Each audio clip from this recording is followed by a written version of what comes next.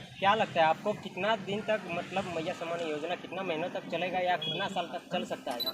मैया सम्मान योजना एक भ्रम करने वाला योजना है। भ्रम करने वाला। भ्रमित किया जा रहा है।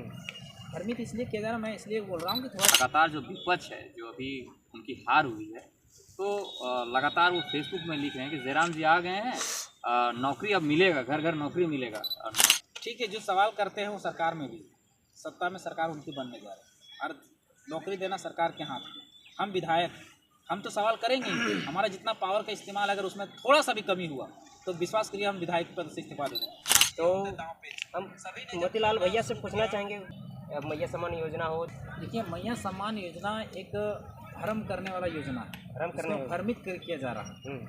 भ्रमित इसलिए किया जा रहा है, मैं इसलिए बोल रहा हूँ कि थोड़ा टेक्निकली सोच के देखिए। जैसे मैया सम्मान योजना पे अभी अर्थव्यवस्था पर, झारखंड के जीडीपी पर 5,900 करोड़ रुपए के भार पड़े। तो ये 5,900 करोड़ रुपए कहाँ से आए? तो सवाल ये सरकार तो बताई, ये सरकार तो बताई नहीं। बताइए क्या? नहीं। अब हमारे पास 100 रुपये हैं, ठीक है, और हमें आशा है कि हम 100 रुपये ही कमा रहे हैं। हम 100 रुपये ही 5 सालों तक कमाते रहें, ठीक है, और हम कहेंगे किसी को कि हम 10,000 रुपया प्रति महीना आपको देंगे, तो कहाँ से देंगे? सोच के देखिए। तो इसके लिए पहले प्लानिंग करना पड़ेगा, तभी तो कोई प्लानिंग, ठीक है, हम प्लानिंग करते हैं कि हम कर्ज लेंगे, ठीक है, कुछ तो प्लानिंग किए होंगे। प्लानिंग लिए, हाँ, चलिए मान लेते हैं कि हम कर्ज लेंगे, ठीक है, तो किससे कर्ज लेंगे आप? कर्ज बैंक से लीजिएगा। बैंक से लीजिएगा। तो बैंक क्यों देगा आपको कर्ज? क्योंकि ऑलरेडी झारखंड कर्ज में डूबा हुआ है। आपको कर्ज क्यों देगा? जो पिछला कर्ज है वो तो अभी चुका ही नहीं सरकार। तो सिंपल सी बात है कि मिला जुलाकर ये मैया सम्मान योजना में वोट का ध्रुवीकरण करने के लिए वोटों को मोबिलाइज, क्योंकि हमारी जनता उतनी शिक्षित नहीं है, ये स्पष्ट है, ये दुनिया जानती है कि हम लोग जनता उतना स्पष्ट शिक्षित नहीं है, जिसके कारण से ये केवल मैया सम्मान बोल दिया कि हम 2500 देंगे और ये जनता मान भी ली। तो ये कहीं ना कहीं पेच में फंसेगी और बहुत जल्दी पेच में फंसेगी। अच्छा, अब क्या लगता है आपको कितना दिन तक मतलब मैया सम्मान योजना कितना महीनों तक चलेगा या कितना साल तक चल सकता है? देखिए, चलने का नहीं चलने का ये तो सरकार को आपके अनुसार क्या है?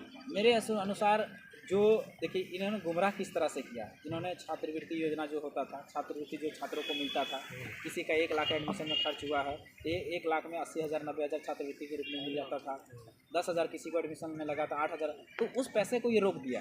वृद्धा पेंशन का जो मिलता था बूढ़ा बुजुर्ग को 1,000 रुपया, उसको ये रोक दिया है और उसको ये मैया सम्मान में खपा रहा था। अभी तक तो वो उसी से काट के दिया था।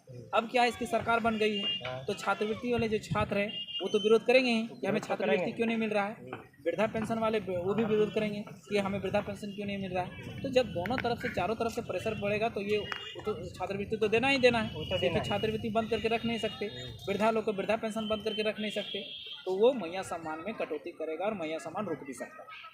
कितना दिन आपके अनुसार, मेरा क्वेश्चन था कि कितना दिन तक चल सकता है? कितना दिन चल सकता है तो उस सरकार का सवाल है। सरकार का सवाल आपके अनुसार क्या लगता है? मेरे अनुसार हम सीधी बात बोल रहे हैं कि फ्रॉड कर रहा है। हम तो बोल रहे हैं कि कल भी बंद हो सकता है, आने वाला 2 महीना में भी बंद हो सकता है, 6 महीना में भी हो सकता है। अभी कितना दिन की खींच के चलाता है ये उस पर डिपेंड करता है। अभी यहाँ पे जनता दरबार आप लोग लगाए हैं, देख रहे थे, सैकड़ों लोग आए हैं समस्या को लेकर के। अभी हम लोग बातचीत करने का प्रयास किए तो काफ़ी समस्याएं थी। जयराम जी जो विधायक हैं अभी वो लगातार सुन रहे हैं। आप भी यहाँ पे थे, कैसा लग रहा है कि किस तरह की समस्याओं को कैसे आप लोग सॉल्यूशन के ऊपर जाएंगे? देखिए, ये एक्चुअली में जितनी भी समस्या आ रही है ये सारा सिस्टम का दोष है। सिस्टम अगर फेयर एंड फ्रेश हो जाए तो ये समस्याएं विधायक के पास आने की जरूरत नहीं। ऐसे ऐसे समस्याएं हैं जो थाना की समस्याएं हैं, ब्लॉक की समस्याएं हैं, एसडीओ की समस्याएं हैं। ये समस्याएं एसडीओ को सॉल्व करने का काम है, सीओ को सॉल्व करने का काम है, बीडीओ को सॉल्व करने का काम है, थाना पदाधिकारी को सॉल्व करने का।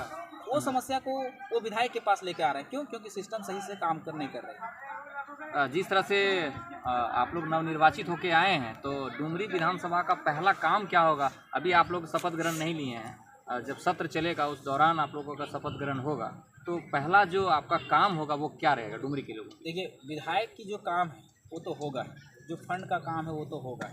इसके अलावे हम लोगों ने कहा कि सबसे पहले मुद्दे हल हो, मुद्दों पे बात होगी, उन पे सवाल होगा, ये काम दूसरा एक्स्ट्रा होगा। तीसरा एक्स्ट्रा हम लोग जन समस्या का समाधान करने के लिए हम लोग 3 या 5 केंद्र खोलने जा रहे हैं। हर प्रखंड मुख्यालय में एक हमारा केंद्र रहेगा जहां सुनने के लिए हमारे जो प्रखंड अध्यक्ष हैं या किन्हीं मेंबर को वहां पर बैठाया जाएगा। जो भी समस्या आएंगी वहां से कॉल जाएगा, विधायक ऑफिस से कॉल जाएगी और समस्याओं को समाधान करने का प्रयास करेंगे। साथ में एक्स्ट्रा करने का प्रयास में हम लोग को है कि बेहतर शिक्षा, जैसे कॉलेज में रेगुलर पढ़ाई नहीं हो रही है तो उसमें रेगुलर करने का प्रयास करेंगे, क्योंकि अध्यक्ष कॉलेज का विधायक जी होते हैं, तो रेगुलर करने का प्रयास। स्कूलों में रेगुलर क्लास नहीं हो रहे, रेगुलर करने का प्रयास। उसके बाद जो हम लोग का मिशन है कि हर पंचायत में एक पुस्तकालय होगा, तो सबसे पहले हम लोग का प्रखंड स्तर से ये चीज़ें शुरू होंगी। पहले 3 प्रखंड हमारे जोन में, हमारे विधानसभा में आते हैं, तो तीनों प्रखंड में एक पुस्तकालय की स्थापना होगी। ये बहुत जल्दी होगी और इसकी पहल भी शुरुआत हो चुकी है। आप देखे होंगे कि जयराम मातो ने का आह्वान किया है कि हमें बुके की जगह बुक दीजिए, ताकि उसको हम लाइब्रेरी बना सकें, पुस्तकालय बना सकें। और देखिए, जिस दिन से ये शुरुआत हुई है तब से अभी तक हज़ारों पुस्तकें हमारे पास आ चुकी हैं। तो कहीं ना कहीं एक पहल जारी है, तो बहुत जल्दी ये अपना धरातल पर उतरेगी। बस उसका बिल्डिंग का चयन करना है, कमरे की चयन करना, उसमें व्यवस्थाएं करनी है। पुस्तक तो हमारे पास ऑलरेडी पहुंच रही है। और सभी से एक विनती, एक निवेदन रहेगा, हमारे चाहने वाले लोगों से, हमारे प्रशंसकों से, हमारे फैन से यही गुजारिश रहेगी, निवेदन रहेगी कि हमें फूल माला पहनाने से अच्छा है, बुके देने से अच्छा है कि आप पुस्तकें दें। पुस्तकें देंगे तो हम उसको धरातल पर उतारने का काम करेंगे, वो किताबें हम लाइब्रेरी में स्थापित करें। क्योंकि देखिए, फूल मालाएँ गांधी जी भी कहा करते थे। जब सत्याग्रह का आंदोलन चल रहा था तो गांधी जी ने एक बहुत अच्छा बात बोली थी कि आप हमें, उस समय विदेश की जो मालाएं बन के आती थी वो विदेश से आती थी, एक्सपोर्ट होता था, तो सारा रेवेन्यू उनके पास जाता था। तो उनका कहना था सत्याग्रह के टाइम में कि आप हमें भारत में जो चरखे से काटी गई एक सूत है उससे हमें सम्मानित कीजिए। इससे क्या होगा कि चरखा चलाने को रोज़गार मिलेगा, चरखा चलाने वाले। और ऐसे हमारे सभी साथियों से कीजिए, उसी को छोटा सा मोटा सा माला बना के हमें पहनाइए। अगर मान लिया जाए उसमें अगर 1 रुपये की सूत भी बिकी तो 1 रुपया सीधे हमारे लोगों के हाथों में जाएगा। तो उसी तरह से और वो व्यर्थ नहीं जाएगी, उसको हम जमा करके उसके हम कपड़ा बना सकते हैं, कपड़ा भी बना सकते हैं। तो जस्ट लाइक गांधी जी की विचारधारा को अगर हम मानते हैं तो गांधी जी की विचारधारा के हिसाब से ही वो पुस्तक हमें दीजिए, ताकि वो पुस्तक को हम लोग जमा करके फिर आप ही को रिटर्न जाएगा, आप ही के बाल बच्चे जो होंगे उस लाइब्रेरी में जाकर उस किताब को पढ़ें। अंतिम सवाल लेना चाहेंगे, लगातार जो विपक्ष है, जो अभी उनकी हार हुई है, तो लगातार वो फेसबुक में लिख रहे हैं कि जयराम जी आ गए हैं, नौकरी अब मिलेगा, घर घर नौकरी मिलेगा। मानी नियोजन के मुद्दे पर लगातार आप लोग को घेरने का प्रयास कर रहे हैं। तो जीत तो एक सीट से हुई है, नियोजन को लेकर के आप लोग क्या बने रखे हैं? ठीक है, जो सवाल करते हैं वो सरकार में भी, सत्ता में सरकार उनकी बनने जा रही है और नौकरी देना सरकार के हाथ में। हम विधायक, हम तो सवाल करेंगे ही। हमारा जितना पावर का इस्तेमाल, अगर उसमें थोड़ा सा भी कमी हुआ तो विश्वास करिए हम विधायक पद से इस्तीफा दे देंगे। थोड़ा सा भी कमी हुआ, लेकिन नौकरी देना सरकार का हाथ में। आप सरकार दीजिए, हम सवाल उठाते हैं, मेरा काम सवाल उठाना है ना। हम सवाल करते हैं आपसे कि आपने 5 लाख का नौकरी का वादा किया था, आपने पूरा, हम सरकार का ही डाटा देंगे, कार्मिक विभाग का डाटा देंगे कि आपने पूरा 5 साल में 14,000 नौकरियाँ दी है। हम सवाल कर रहे हैं, आप 14,000 नौकरी आपने 5 लाख का वादा किया था ना, 5 लाख दीजिए। मेरा काम सवाल करना है, सवाल उठाना है। हम सदन में सवाल उठा रहे हैं, आप नौकरी दीजिए, क्योंकि आप सरकार में हैं, आपका मंत्री है, आपका विधायक है, आपका सांसद भी है ना, आपके 5 सांसद भी हैं गठबंधन, इंडिया गठबंधन के। आप दीजिए नौकरी। मेरा पावर जहाँ तक, हम अगर उसका इस्तेमाल नहीं करेंगे तो इस्तीफा दे देंगे। सही बात है, अगर आपने सवाल उठाया तो ये सवाल आपके पर ही पड़ता है पहले। और ठीक है, आप 5 लाख वादा नहीं किए, उस समय पूरा नहीं कर पाए, अभी तो आपके पास सरकार है ना, आप पूरा करके दिखाइए। आपने वादा किया था कि हम स्थानीय नीति देंगे, हमारा काम है सवाल उठाना कि स्थानीय नीति लागू नहीं हुआ, हम उठाए हैं सवाल सदन में, आप पूरा कीजिए, क्योंकि सरकार आप। हाँ, आपने वादा किया था कि हम नियोजन नीति बना के देंगे, आपने नियोजन नीति बना के नहीं दिया। मेरा काम है सवाल उठाना नियोजन नीति पर, हम सवाल उठाएं, आप दीजिए नियोजन नीति, बनाइए नियोजन नीति। तो ये तो उल्टा जाल में फंस रहे हैं ना। हाँ, अगर हमारी सरकार बनी होती, मेजोरिटी की सरकार बने, जयराम मातो ने कभी नहीं कहा है कि हम एक विधायक बनेंगे और नौकरी देंगे, ऐसा कभी नहीं कहा है कि हमारी सरकार बनेगी तो हम नौकरी देंगे। एक भी वीडियो में दिखा दीजिए कि हम विधायक बनेंगे तो ये हो गया। हम नहीं, हमारे अगर 42 विधायक होते और हमारी सरकार होती, अगर नौकरी नहीं देने होते, हम बताते रहे, हम मोतीलाल महतो अगर जीता होता, हम इस्तीफा दे दिए। है हिम्मत आप में, आप करवाइए। मेरा अधिकार का हम पूरा फुल प्रयोग करेंगे, भरपूर प्रयोग करेंगे। 99% नहीं, 100% अपने अधिकारों का प्रयोग करेंगे।